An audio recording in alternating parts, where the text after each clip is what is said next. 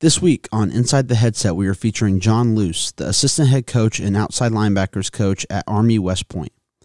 Coach Luce recaps his coaching career, discusses the unique experience coaching at a service academy, and discusses Lauren's First and Goal Foundation.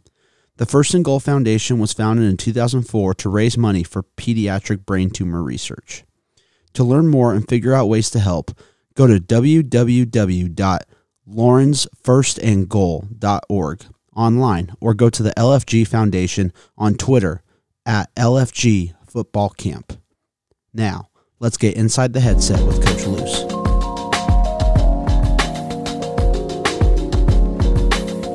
Coach Luce, what's going on, man? How are you? Good, Mario. How you doing? Thanks for having me today. Yeah, I'm always excited to get on with a veteran coach like yourself. Appreciate you taking the time.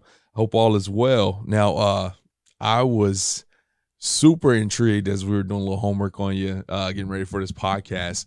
A lot of times we get on with guys that were collegiate stars, and you were a collegiate star, but the difference is you were a record holder in high jump at Ithaca.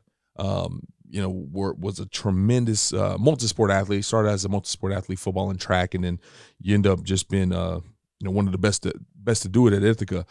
Just real quick, I know it's a football podcast, but just love to hear about your track journey and how football played a part and all that good stuff. Honestly, I was really average in high school in track and a lot better in football. But when I got to Ithaca, they were a great football program and are again. They did a great job. And they were, Jim Butterfield was head football coach there, and they were national champs in the 80s, 90s, 70s. He just was killing it. So anyway, I went there and I played football, played as a freshman, and had no, interest in really doing track. I was going to do football, and I was in the gym playing basketball, and one of the track coaches was walking by, and so he said, "Watch this," and he talked me into trying out for the track team, and really it wasn't really my choice to just do track, honestly, and I remember it like it was yesterday. I remember filling out the forms in an auditorium, sitting there and looking at the other track guys and thinking, I'm never going to be able to do track here. There's no way for what I did. And it just, football went in one direction and track went in the other in a hurry. And so I ended up doing track. And, during that time, I actually had a chance to coach high school football at my high school and then eventually at Corning West. And my whole life, I want to be a college football coach. And so it worked out somehow, and did track a little bit after that and still mess around some. So I love track and field. I really do. My wife was the scholar athlete of the year and a heptathlete. So track a co-ed sport. And so it was a pretty good deal. So, it worked out really well. But anyway, I got an opportunity, though, to interview at Albany State, and really because of the football coaches at Ithaca. Mike Welch hooked me up with Bob Ford, who's a legendary football coach, right? And he said, "Hey, this guy, he's been doing track and killing it, and but I also know he wants to be a football guy." And he got me an interview, and that's how it kind of all started. And I think 37 years later, I'm still doing it. That's right. Well, I'll be interested. You said the head coach at Ithaca. The head coach at Ithaca there helped kind of bridge the gap with Albany. How did you maintain connection with him? Were you in good relations with him over the course of those 4 years? I was, and people knew me because of the track, right? I just kind of kept in touch with them, and really I had a lot of friends that were still playing football, and again, it wasn't my choice. I got cut from the football team flat out, so. And I might have been able to come back out and try out, but at that point, track was just taken off. Right. And I just made a decision that it's one of the decisions I regret more than anything in the world, I think, by just doing track. If I had a chance to do it over again, I think I'd have kept trying to do both, at least for a while. And but yeah, this guy, Mike Welch, who took over for Jim Butterfield, was the head football coach, and I got to know him. And you know what, in reality, too, here's the other part of it that, the track coach when I was a freshman, Mike Donnelly, who, passed away from cancer a few years back, ended up becoming one of my best friends in the whole world. So but he was my track coach. And then after that, Jerry Boyce was my track coach. So those guys were football guys. So that was part of it too. And, you know, they were coaching me in track. I mean, it was their sidebar. I mean, that's how it was, and you know, at that level. And we had a good track team. We lost one track meet in my 4 years there to Syracuse University. And really, if they didn't change all the times, we wouldn't have lost that either. Wow. So we had a legit track team. And Ithaca College was really good at everything at that point, and I think they are again. So, but that's how it was. I mean, I had relationships with the track coaches all the time.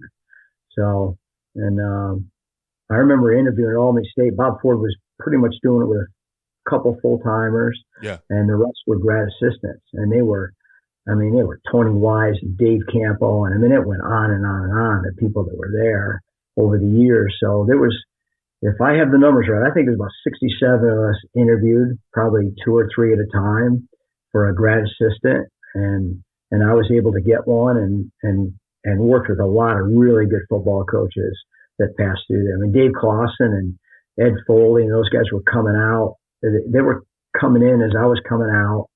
And, you know, I mean, I work with Dave Cohen, who's a great friend of mine, who's been the D-line coach and assistant head coach at Wake Forest.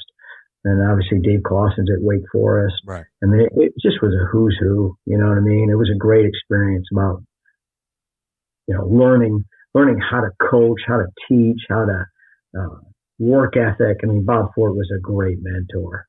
It really was. Absolutely. And so basically you were saying while you were an athlete, you were still helping out at the high school, at your local high school. So you were kind of keeping those tools sharp. And so, you know, I guess being away from the game to a certain extent, how much was the catch up when you got to Albany State? Like, you know, just getting your feet wet, been back around. I don't think there was any. I don't think there was any for me because, you know, the other guys had just finished playing. Okay. And I had finished 3 years before, but I was coaching at high school. I mean, I was really coaching guys. So we all had to learn the playbook. I mean, it was totally different. So I don't think there was any catch up at all. And I always felt like I had an advantage coaching in it. I was a phys ed major and a master's in education. So it was, you know, a lot of guys, you know how that goes. I mean, they played and all that. And so I don't think there was much catch up. We're all on the same plane that way. Yeah. Well, then after that stint at Albany State, you get on at United States Coast Guard Academy. Number one, what was your interest to maybe take that job? I know sometimes in this industry you kind of take what you can get, but obviously that's a very unique situation. And you're a DC extremely quick. Just talk to us a little bit about that experience. That was a wild ride. Like my wife could have went anywhere in the country, and I hope she doesn't listen to this, but I mean anywhere in the country, right? So as a grad student too, and we were trying to match it up. So I thought I had a very good shot to go to the Miami Hurricanes as a grad assistant next because Tony Wise was there, and I remember meeting with, you know, David Campo and all that. So, but Jimmy Johnson left to go to the Dallas Cowboys. So that kind of fell apart. And then, so I was going to go to the University of Pennsylvania as a part-time guy. And this guy, Tommy Bell, who's a great football guy. I learned a lot of football from him. He was the head coach of the United States Coast Guard Academy. And he probably called Bob Ford. They were looking for guys. And I was all set to go to Penn. And all the guys who were interviewing at Coast Guard Academy for the defensive coordinator were coming from the Ivy League. So, I mean, I was really doing it for the experience, but by some miracle, I got the job. And probably wasn't ready in reality, but Tommy Bell nursed me along, and we had, you know, we did a great job on defense. We had some really good players, and you know, Coast Guard was a great experience because it's full scholarship. It's a national service academy. It's Division III, so it really was a neat place. And during that same time, I had already worked the Army football camp, so it really worked out well. And Coast Guard came full circle a couple of years ago in that when we moved to West Point, my daughter, my other daughter, Grace, was going to be a sophomore. And I could see in her eye after a while, she was really thinking about West Point. So I said, let's go look at Coast Guard Academy because you're not a Division I football player. Let's go look at that. And so my daughter goes to school there. She's a senior. She's going to graduate here pretty quick. So that job that paid about $20,000, you know, in the late 80s and early 90s, that paid off big time in the end because we didn't pay for college. It was a great. Well, that probably says a lot about your experience there too. Just the general experience that you get at Coast Guard. Now, your next step was to where you currently are. Although this stint is pretty straightforward, but you get to United States Military Academy. What were you having an itch to kind of stay in that service academy realm or the high academic realm, or was it just? I don't think it. Okay. I don't think it really happened like that. But I essentially I had worked the camp a couple of years. So then Bob Sutton took over for Jim Young, and Bob Sutton is a great football coach. I mean, I've said that about a couple of guys, but Bob Sutton's been the defensive coordinator of the Jets and the Kansas City Chiefs, and he's still working at Jacksonville. So. He called me and just said, "Hey, I'm not going to interview you. I see you in camp every year, and do you want the job?" And it was, it was way back when they had, they were limited earnings jobs and the whole thing. But it's still, I remember it was a hard decision because the quality of life at Coast Guard as a defensive coordinator was really, really good. It really was. And but you know what? I took the leap of faith, and we had a great year in '96, but we had some tough years too. It's a hard place to win here now. Absolutely. And, but I ended up coming in as a young guy, and by the time I left, I was one of the older guys, and I was coaching the linebackers, and, I was a full-time football coach at that point, recruiting the country, and I really liked it. I mean, I say this to people jokingly, but it's true. I probably coached more millionaires than most people have met. Yeah. And I'm one of the only people probably have coached admirals and generals. Like there's literally people getting their second star in the Army that I coached the first time. And I've, being here twice, I've recruited kids that I coached their dad, and even one that I recruited their dad. So that's how big the gap is. So yeah. I mean, well, anytime you can have some longevity at a place, I think that's awesome. But you did have this unique split right in the middle of it where you I will insert myself in this story here. I know Ty Berry ended up coming in '99, and I actually had the opportunity to go up to West Point and play myself. And then you that time you're at Lafayette, you're a defensive coordinator there for 13 years. What was that experience like? It's kind of I guess a little over a decade you had spent in this service academy realm, and now you're in this Ivy League, both high academic places. But what were some of the similarities, differences from stepping away from West Point for a little bit to go be a DC? You know what? It was, one, we got fired after 8 years here, and probably rightfully so looking back on it. You're trying to, just didn't win enough games, and there were too many things we couldn't overcome, I guess. And then, so I had the opportunity to be the defensive coordinator at Lafayette College in the Patriot League, and it was a great experience. It really was. We had some great staff members, and we had some defensive staffs as good as any I've ever been around, and guys hung in there, and it was a lot of fun. So it was very different, so at that point I had been at 2 academies for 11 years. So I hadn't seen an earring. I mean, I just, and after 11 years, society changes. So when I went there were girls on campus that were dressed like girls on campus. I mean, there were just so many things that I hadn't seen in so long. And, but it was unique in the way that, I'd see players that I thought, well, that guy's as good as the guy we had at West Point, and that guy's as good as the guy we had at West Point, and all those other things. But until we changed the culture, which we eventually did, they weren't the same as the guy at West Point. So, I remember trying to get that to them all the time. Like, if you play as hard as we did at the last place, we're going to win a lot of games. We eventually did, but it was such a different experience. When you're in the academy, you're not worried about your kids getting in trouble, being out late or doing this or that.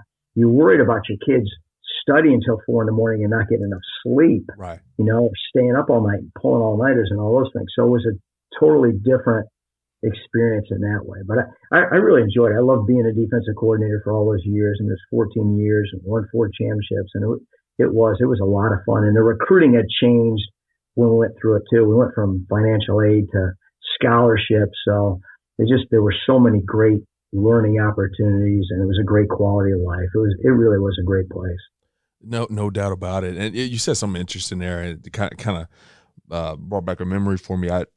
I got the opportunity after I transferred from West Point to play at Baylor, and this was like almost as soon as I got there, they signed a home and away with Army, so got to go back, and we're getting to you going back. I got to go back there and play them, and they got to come here and play us, and we're a Big 12 team, we're bottom of the barrel team at that point in time, but we're still a Big 12 team. We had Big 12 athletes, and my head coach gave me an opportunity before we played at Army to stand up in front of the guys and kind of talk a little bit about that West Point culture, what's unique, and it was a cool experience knowing I wanted the coach to kind of get up in front of my peers.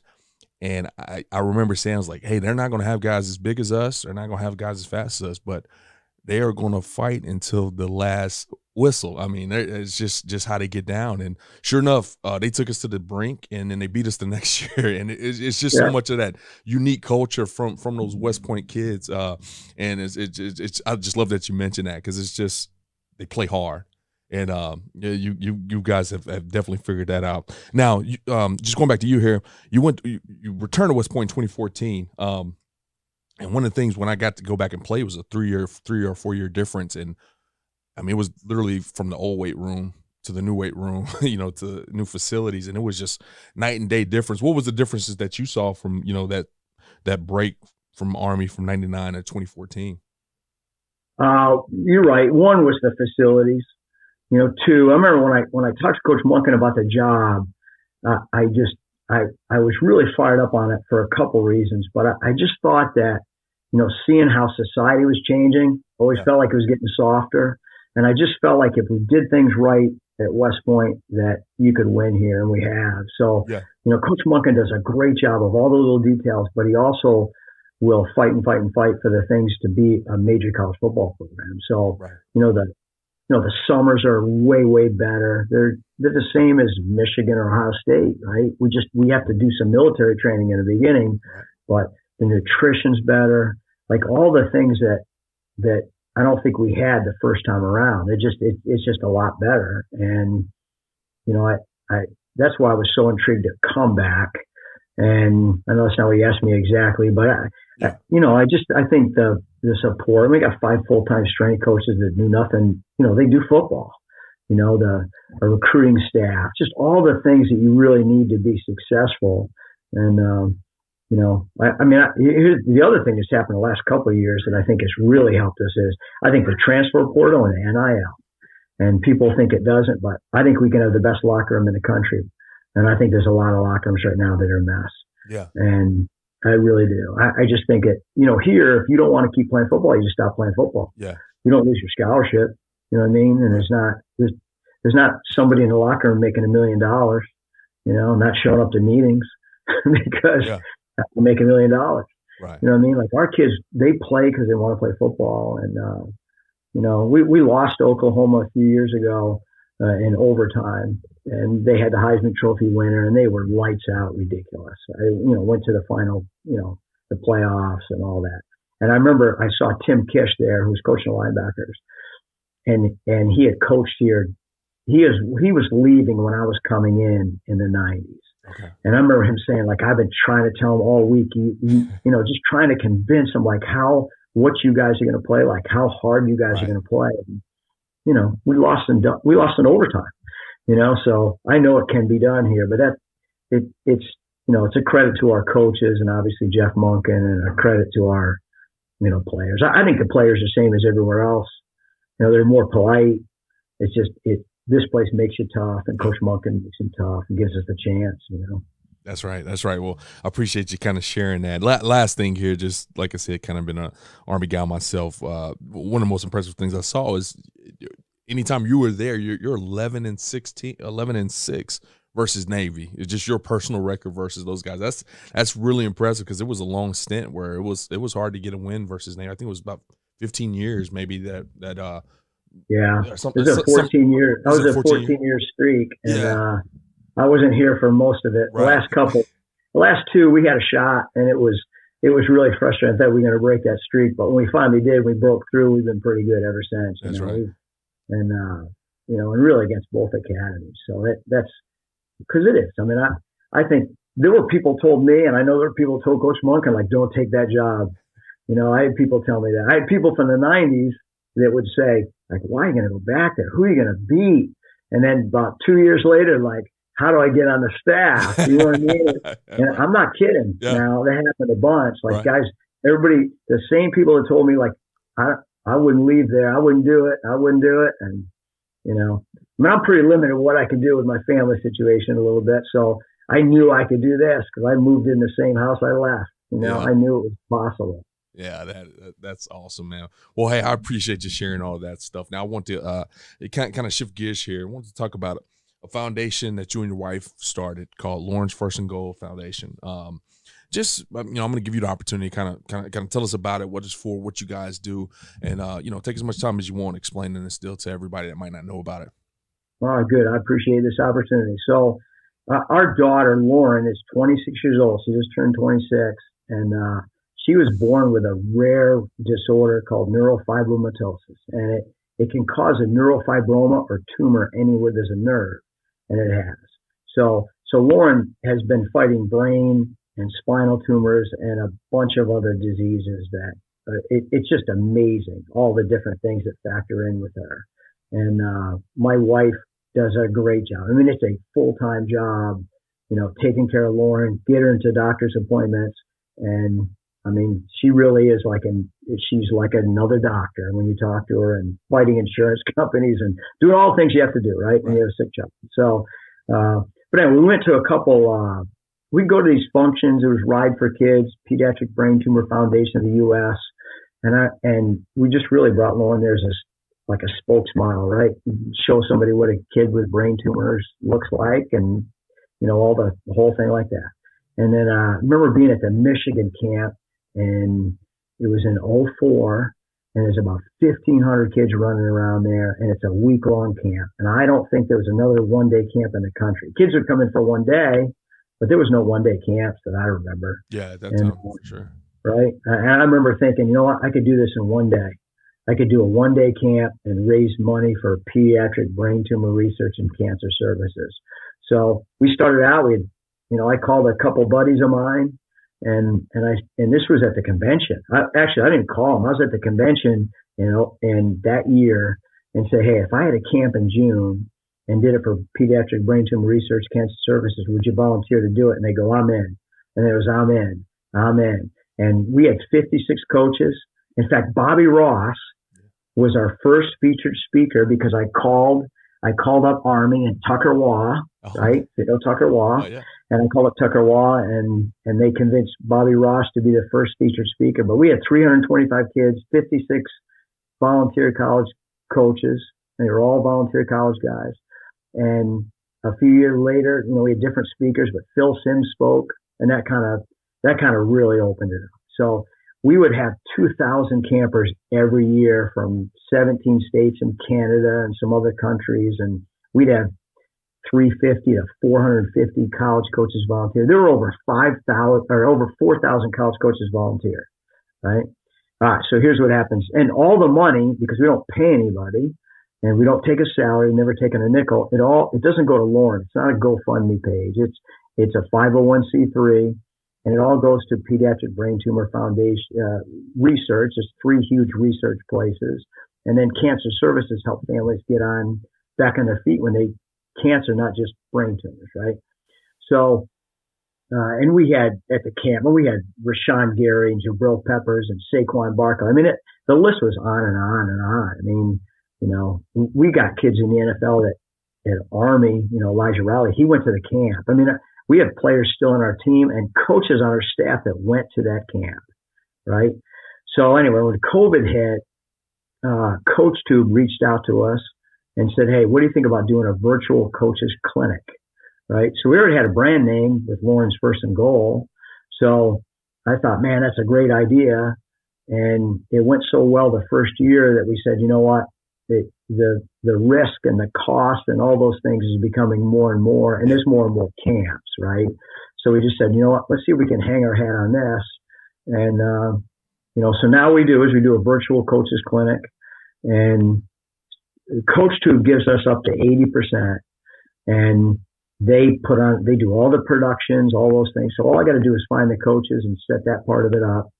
And, you know, we have I didn't do the count, but we're over 130 college coaches that are volunteering. And it's not all college. I shouldn't say that. We have 7 CFL coaches that are committed to doing it. We probably have at least that many NFL coaches. There's the majority are FBS and FCS coaches, but we try to spread it out so we get a different facets of it. We have some of the best strength coaches in the country. It's special team coaches, and it's like some of the clinics you go to where there's 5 speakers a lot of times going at once.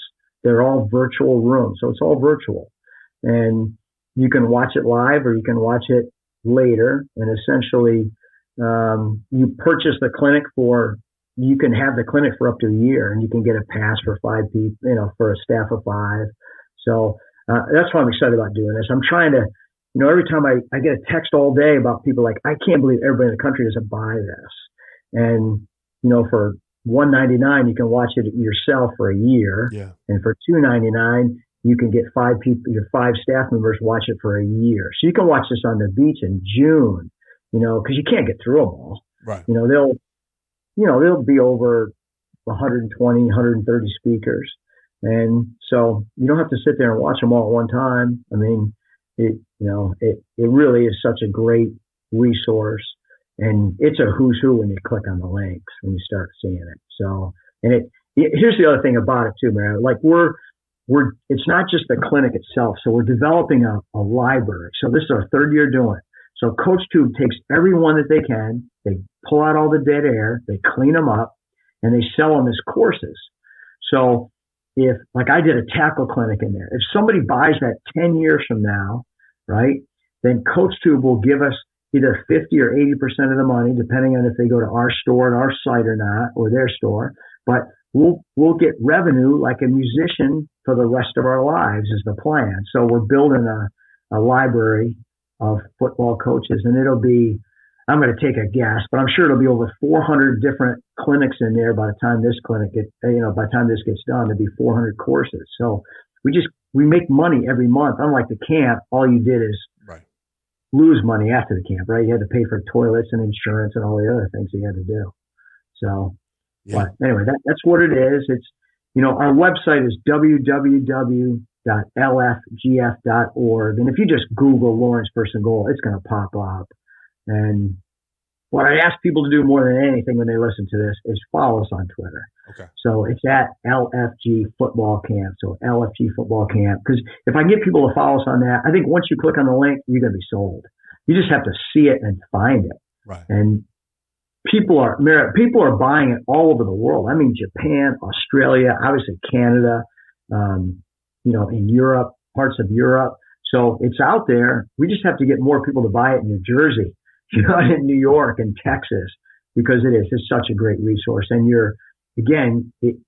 we're not taking the money. You're donating to a charity, doing something you love anyway, and it's all professional development. So I'm sure you can receive it if you just work at it. That's exactly right, Coach. Well, we will make sure to link all that in the show notes. And if you don't mind, it's coming up, right? And I know it exists forever. It is. We have so many coaches volunteer that added a day. So they're all Eastern Standard Times when you look at we're pumping it out because that's what we are, obviously. Okay. But there's every year there's coaches as far away as Hawaii and again I said the 7 CFL coaches have been really great doing it too. So, but it starts on Wednesday, March 8th. Okay. Right. So it goes Wednesday. I think Wednesday really afternoon and into the evening, and then it's Wednesday, Thursday, Friday, and Saturday. Matt Rule is going to be a featured speaker on Thursday. But again, when you start looking at it, it is a who's who now when you look at it. So I'm hoping people are going to check it out. I guarantee if you click on the website that you're going to run down the hall and say, hey, can we get this for our staff? And if we do that, we're going to make a lot of money for, our foundation. And again, once we get the money, there's no other cost. So it can be 100% in and 100% out, if that makes sense. That makes sense, Coach. Well, like I said, we will definitely share this and spread the message best we can through our organization. Really, more than anything, I just love hearing how the coaches have embraced this. Obviously been an advocate and a representative of this great profession. That's huge that they came out and supported this deal, and that it really is. You know this. You're so busy as a coach; it's ridiculous anymore. The recruiting is taken over, and for these guys to take time to do it, because everybody's busy. I don't care what level you're on, and they're taking the time, because it's not just the hour to do it. I mean, they're hour presentations. It's putting together a presentation, no doubt, right? So, and it's doing that, and then, getting their part out. But it's valuable to everybody. It really is. So I don't, if somebody has a negative, I'd like to see what it is. I'm not sure what it is. So I hope everybody does join in and check it out. Yes, sir. Well, best of luck next week as that gets rolling. And like I said, we'll do our job from our end and definitely spread the message and make sure all the coaches have the opportunity that listen to our podcast to hear about it, go and follow, and be ready to rock and roll Wednesday, March 8th. Sound good?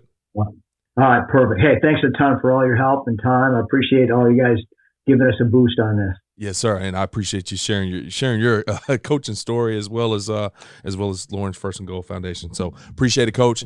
Have a good one. All right, you too. Thanks for listening to this week's episode of Inside the Headset. If you heard anything on this episode that you would like to learn more information about, head over to afcapodcast.com, where you can find every episode and all of the corresponding show notes. While you're there, take a second to rate, review, and subscribe to the podcast. If you have any questions, comments, or suggestions for the show, please let us know by sending an email to podcast@afca.com. Make sure to follow the podcast on Twitter @InsideTheHeadset and tag it when you share each episode. You can stay up to date with all things AFCA by following the @WeAreAFCA Twitter account. Every episode of Inside the Headset can also be found on your favorite audio streaming platforms such as Spotify, Apple Podcasts, and YouTube. If you are not currently a member of the AFCA, be sure to find us online at afca.com and apply to join over 10,000 NFL, college, and high school coaches from around the country who are striving to be the best they can be. With an AFCA membership, you gain invaluable access to the annual AFCA convention, the bi-monthly magazine, and the new and improved digital library, which contains thousands of videos and articles contributed by hundreds of current and former football coaches. You can also visit afcainsider.com to sign up for our free weekly email newsletter on the right-hand side of the screen. It comes out every Tuesday at lunch and is filled with great articles and stories written by many of the same coaches you hear on the podcast. It's geared to help you become a better coach tomorrow than you are today. Be sure to connect with me on Twitter @CoachMarioPrice, and remember, the AFCA is not just an annual convention. It is an association that continually promotes education, guidance, and networking. But it is also so much more than that. The AFCA is about celebrating the past and educating the future. It is about developing great coaches who will produce great teams and even better people. So invest in your skill set and impact today by engaging with the AFCA.